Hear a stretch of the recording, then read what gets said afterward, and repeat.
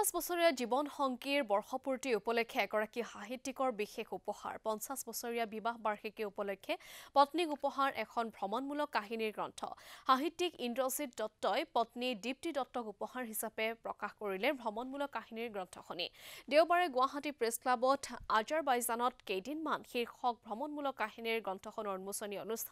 অনুষ্ঠানত উন্মোচক হিচাপে উপস্থিত থাকে অৰুণাচল প্ৰদেশৰ প্ৰাক্তন ৰাজ্যপাল তথা অসমৰ প্ৰাক্তন মুখ্য সচিব জ্যোতিপ্ৰসাদ ৰাজখোৱা মুখ্য অতিথি হিচাপে উপস্থিত থাকে অৱসৰপ্ৰাপ্ত আইএছ তথা বিশিষ্ট সাহিত্যিক স্বপ্ননীল বৰুৱা আজাৰবাইজানত কেইদিনমান বুলি এখন দিল্লীৰ পৰা ৩ ঘণ্টাৰ ফ্লাইট আৰু আগতে এখন ৰাছিয়াৰ লগত সংযুক্ত হৈ আছিল এতিয়া এখন ইণ্ডিপেণ্ডেণ্ট স্বাধীন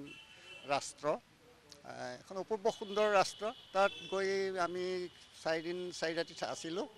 তাৰ এখনৰ যি প্ৰাকৃতিক সৌন্দৰ্য যাৰ যি পৰিৱেশ যে সামাজিক যিটো ৰীতি নীতিৰ প্ৰতি মানুহৰ যি শ্ৰদ্ধাশীল যি ডিচিপ্লিন কোনো ধৰণৰ ঋণাত্মক কথা বতৰা নাই সংঘৰ্ষ নাই সামাজিক কোনো